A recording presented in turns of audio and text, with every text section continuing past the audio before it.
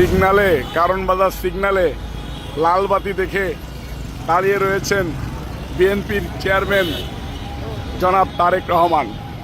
এটাই জনাব তারেক রহমান, নিয়ম নীতি শৃঙ্খলার ভিতর দিয়েই এই যে লাল বাতির সিগন্যাল দেখে উনি বিএনপির চেয়ারম্যান জনাব তারেক রহমান সাহেব সিগন্যালে দাঁড়িয়ে গেলেন। পুলিশটাকে যেতে বললেও তিনি যাচ্ছেন না, তিনি দেশের নিয়ম শৃঙ্খলা মেনে নিয়ে তারপরেই পথ চলতে চাই। এরকম একজন জনগণের নেতা বাংলাদেশ চেয়েছিল।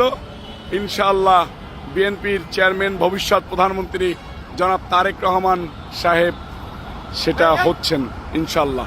আসসালামু আলাইকুম। এটাই জনগণ, এই যে দেখেন জনগণ তাকে দেখে দাঁড়িয়ে সালাম দিচ্ছেন। উনি রাস্তায় দাঁড়িয়ে আছেন ওনার সেই বুলেট প্রুফ গাড়ি দিয়ে।